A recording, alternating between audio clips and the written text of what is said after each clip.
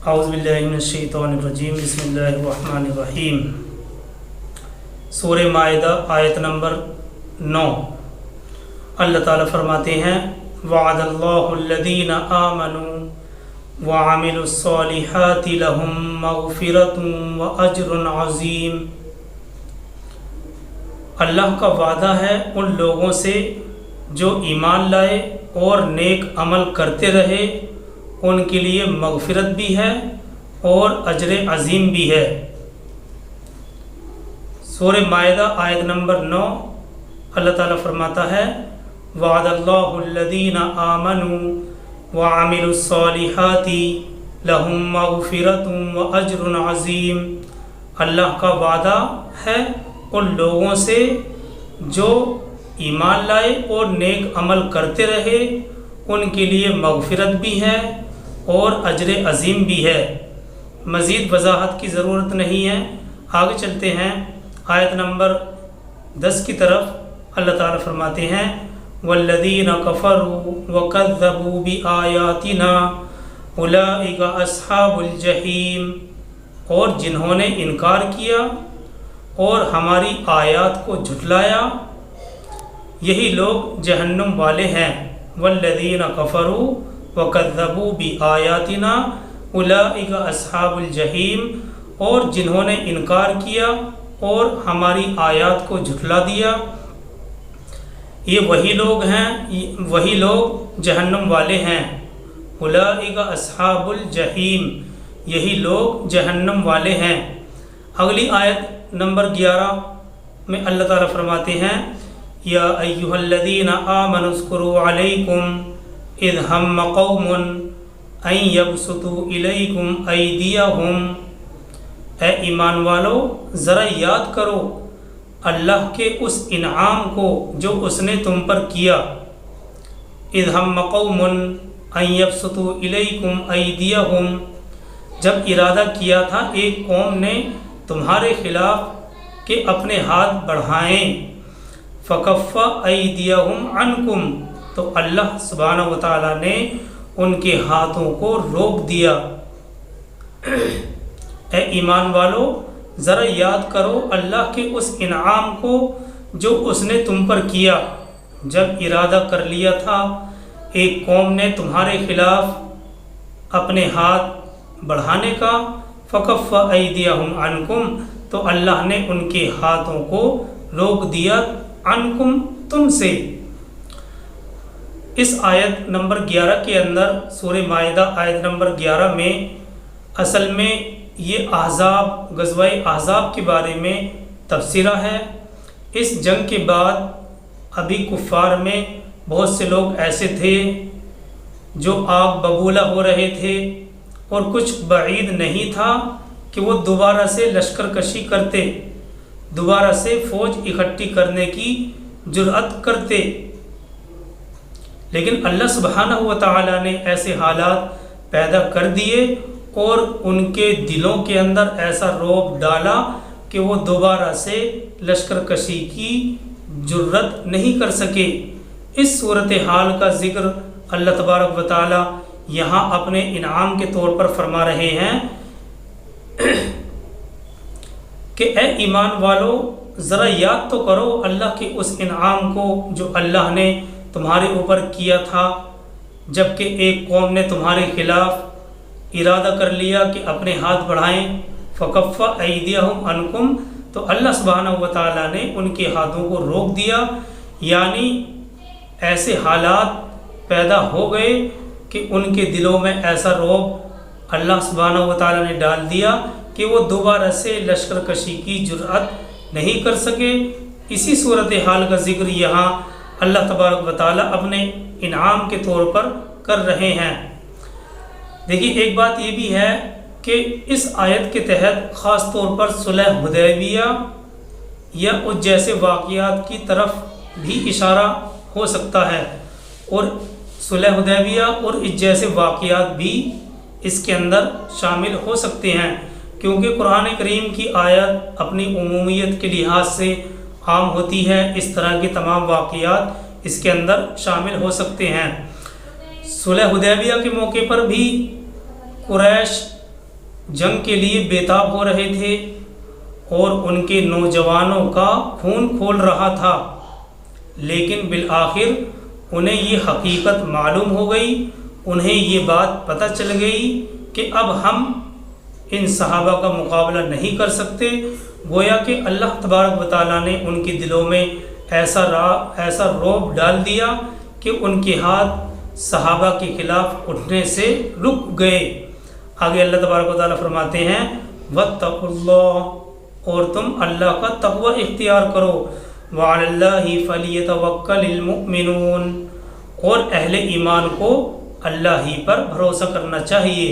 واتقوا اللہ، اور تم اللہ کا تقوی اختیار کرو، وعلی اللہ فلیتوکل المؤمنون، اور اہل ایمان کو اللہ ہی پر توکل کرنا چاہیے، اللہ ہی پر بھروسہ کرنا چاہیے۔ دیکھیے اس رکوع میں یہ 2 بار لفظ آیا ہے واتقوا اللہ، اللہ کا تقوی اختیار کرو۔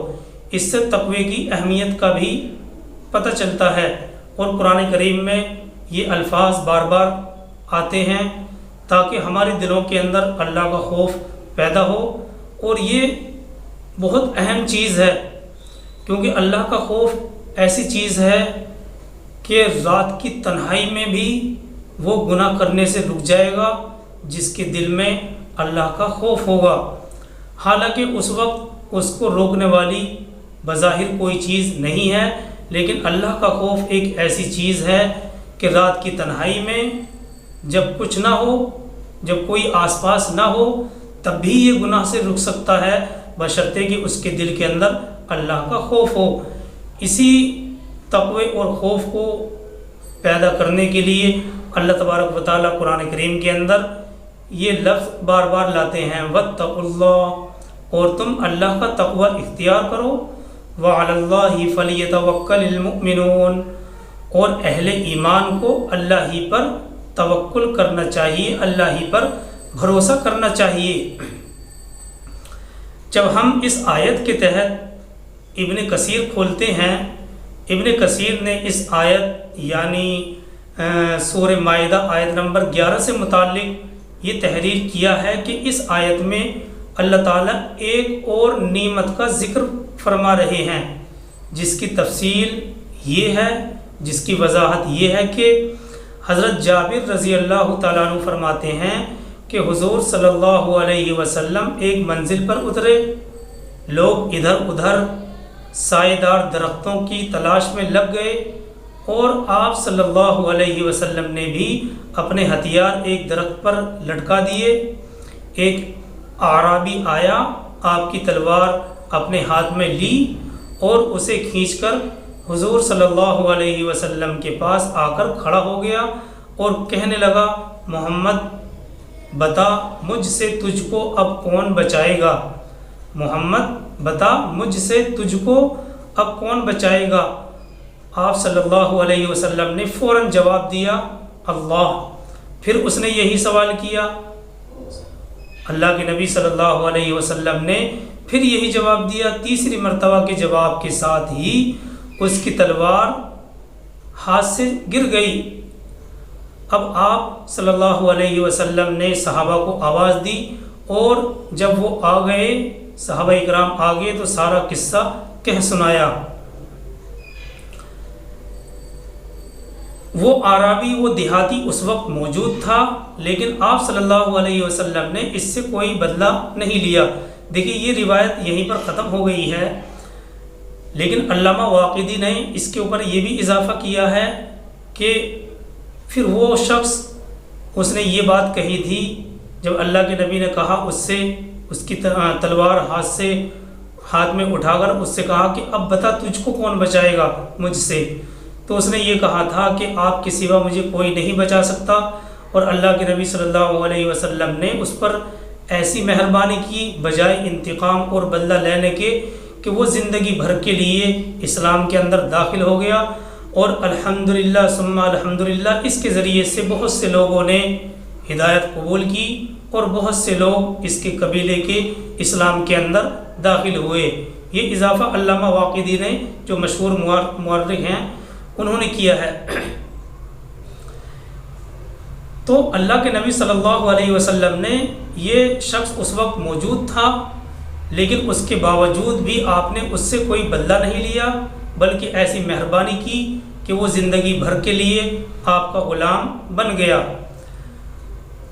اسی طرح سے قتادہ کہتے ہیں کہ کچھ لوگوں نے حضور صلی اللہ علیہ وسلم کو دھوکے سے قتل کرنا چاہا تھا، اور انہوں نے اس اعرابی کو حضور صلی اللہ علیہ وسلم کی گھات میں بھیجا تھا، لیکن اللہ نے اسے ناکام اور نامراد کر دیا، وہ شخص کامیاب نہ ہو سکا۔ اس اعرابی کا نام صحیح حدیثوں میں غوث بن حارث آیا ہے، ابن کثیر نے گورس بن حارث لکھا ہے، بہرحال نام کچھ بھی ہو۔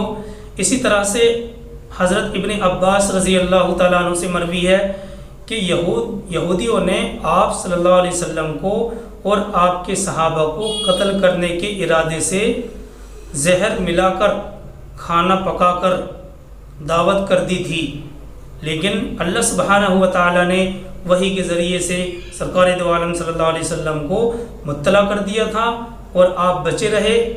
بہرحال اس طرح کے اور بھی بہت سے واقعات مفسرین نے اس آیت کے تحت نقل کیے ہیں۔ یہ واقعات اپنی جگہ درست ہیں اور ہمارے لیے ایک سبق بھی ہیں کہ مومنین کو صرف اللہ ہی پر بھروسہ کرنا چاہیے، اللہ ہی پر توکل کرنا چاہیے۔ دوسری بات، یہ تو واقعات سے متعلق ہے، دوسری بات مفسرین نے اس آیت کے تحت یہ بھی نقل کیا ہے کہ اللہ سبحانہ و تعالیٰ کے اس آیت کو نازل کرنے کے دو مقصد ہیں۔ اللہ تبارک و تعالیٰ کے اس آیت کو نازل کرنے کے دو مقصد ہیں۔ پہلا مقصد یہ ہے کہ ایمان والوں کو اس روش پر چلنے سے روکا جائے جس پر ان سے پہلے یہود اور نصارہ چل رہے تھے۔ اہل ایمان کو اس روش پر چلنے سے روکا جائے جس پر ان سے پہلے یہود و نصارہ چل رہے تھے۔ چنانچہ اہل ایمان کو یہ بات بتلائی جا رہی ہے کہ جس طرح آج تم سے عہد لیا گیا ہے، اسی طرح سے کل یہی عہد بنی اسرائیل سے بھی اور مسیح علیہ السلام کی امت سے بھی لیا جا چکا ہے۔ پھر کہیں ایسا نہ ہو کہ جس طرح وہ اپنے عہد کو توڑ کر گمراہیوں میں مبتلا ہو گئے، اسی طرح تم بھی اس عہد کو توڑ کر گمراہ ہو جاؤ۔ دوسرا مقصد یہ ہے کہ یہود و نصارہ دونوں کو ان کی غلطیوں پر متنبہ کیا جائے اور انہیں دین حق کی طرف دعوت دی جائے۔ اور اسی کے ساتھ ساتھ معرف القرآن نے اس جگہ یہ بات بھی نقل کی ہے کہ یہ انعام خداوندی جو اس آیت کے اندر ذکر کیا گیا ہے، یہ انعام خداوندی صرف رسول کریم صلی اللہ علیہ وسلم کے ساتھ ہی خاص نہیں ہے، بلکہ اس غیبی نصرت اور مدد کا اصلی سبب تقوی اور توکل ہے۔ اس غیبی مدد اور نصرت کا اصلی سبب تقوی اور توکل ہے۔ جو قوم یا جو فرد یا جو انسان جس زمانے میں یا جس گھر میں ان دونوں صفتوں کو اختیار کرے گا، اس کی بھی ایسے ہی اللہ کی طرف سے حفاظت اور مدد کی جائے گی۔ یہ بڑی اہم بات نقل کی ہے کہ یہ انعام خداوندی صرف رسول کریم صلی اللہ علیہ وسلم کے ساتھ خاص نہیں ہے، بلکہ اس غیبی نصرت اور مدد کا اصلی جو سبب ہے وہ تقوی اور توکل ہے۔ جو قوم یا جو فرد یا جو انسان جس زمانے میں یا جس گھر میں ان دونوں صفتوں کو اختیار کرے گا، اس کی بھی ایسے ہی اللہ کی طرف سے حفاظت اور مدد ہوگی۔ اس آیت اگلی آیت جو ہے تو یہ وضاحت ہے آیت نمبر 11 سے متعلق۔ آگے جو اگلی آیت ہے آیت نمبر 12 سے بنی اسرائیل کی تاریخ کے چند واقعات اللہ تبارک و تعالیٰ ذکر کر رہے ہیں، اور اگلی آیت کے ترجمے سے ہی کافی حد تک وضاحت سامنے آ جائے گی۔ اس لیے پہلے ہم ترجمہ اور تلاوت دیکھتے ہیں اگلی آیت کا، سورہ مائدہ آیت نمبر 12 کا۔ تو اس آیت کے ترجمے سے ہی کافی حد تک وضاحت سامنے آ جائے گی۔ اللہ تعالیٰ فرماتے ہیں وَلَقَدْ أَخَذَ اللَّهُ مِيثَاقَ بَنِي إِسْرَائِيلَ، اور اللہ نے بنی اسرائیل سے بھی عہد لیا تھا۔ وَلَقَدْ أَخَذَ اللَّهُ بَنِي إِسْرَائِيلَ، اور اللہ نے بنی اسرائیل سے بھی عہد لیا تھا۔ وَبَعَثْنَا مِنْهُمُ اثْنَيْ عَشَرَ نَقِيبًا، اور ان میں سے ہم نے مقرر کیے تھے 12 سردار۔ وَبَعَثْنَا مِنْهُمُ اثْنَيْ عَشَرَ نَقِيبًا، اور ان میں سے ہم نے مقرر کیے تھے 12 سردار، یعنی بنی اسرائیل میں 12 قبیلے تھے، ہر قبیلے میں سے حضرت موسیٰ علیہ السلام نے ایک نقیب مقرر کیا۔ نبی اکرم صلی اللہ علیہ وسلم نے بھی انصار میں سے 12 سردار مقرر فرمائے تھے، 9 خزرج کے تھے اور 3 اوس کے۔ وقال اللہ انی معکم، اور اللہ نے ان سے فرمایا تھا کہ میں تمہارے ساتھ ہوں، یعنی میری مدد، میری تائید تمہارے ساتھ شامل حال رہے گی۔ دیکھیے آیت کے اندر نقیب کا لفظ استعمال کیا گیا ہے۔ نقیب کہتے ہیں نگہبان کو، پوچھ گچھ کرنے والے کو۔ اور بنی اسرائیل میں کیونکہ 12 سردار تھے، اس لیے حضرت موسیٰ علیہ السلام نے ہر قبیلے میں سے ایک سردار مقرر کر دیا۔ اور یہ 12 کا عدد بھی کچھ عجیب خصوصیت اور مقبولیت رکھتا ہے، اللہ جانے اس کے اندر کیا خصوصیت ہے۔ جس وقت انصار مدینہ رسول اللہ صلی اللہ علیہ وسلم کو مدینے کی دعوت دینے کے لیے حاضر ہوئے اور آپ سے انہوں نے بذریعہ بیعت معاہدہ کیا، تو اس معاہدے میں بھی انصار کے 12 سرداروں نے ذمہ داری لی تھی۔ سرکار دو عالم صلی اللہ علیہ وسلم کے دست مبارک پر بیعت کی تھی۔ ان میں 3 سردار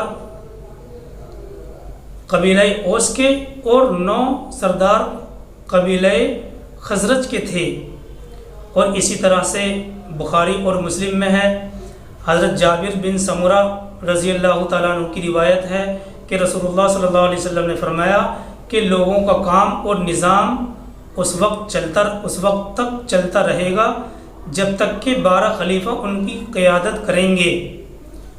ابن کثیر نے اس روایت کو نقل کر کے یہ بھی نقل کیا ہے کہ اس حدیث کے کسی بھی لفظ سے یہ بات ثابت نہیں ہوتی ہے کہ یہ 12 امام یکے بعد دیگرے مسلسل ہوں گے، بلکہ ان کے درمیان فاصلہ بھی ہو سکتا ہے۔ چنانچہ انہوں نے تحریر کیا ہے کہ 4 خلفائے راشدین ہیں، یعنی ابو بکر صدیق، عمر، عثمان غنی اور علی مرتضیٰ رضی اللہ عنہم، یہ مسلسل ہوئے، اور درمیان میں کچھ مدت کے بعد پھر حضرت عمر بن عبدالعزیز باجماع امت 5ویں خلیفہ ہیں۔ اور اسی طرح سے جو قیامت سے پہلے سب سے آخری خلیفہ ہوں گے وہ امام مہدی ہوں گے، اور ان کا نام نبی صلی اللہ علیہ وسلم کے نام پر ہوگا، اور ان کے والد کا نام نبی صلی اللہ علیہ وسلم کے والد کے نام پر ہوگا۔ اور یہ اس وقت آئیں گے جب کہ دنیا کے اندر ظلم بڑھ گیا ہوگا، اور یہ آ کر انصاف قائم کریں گے۔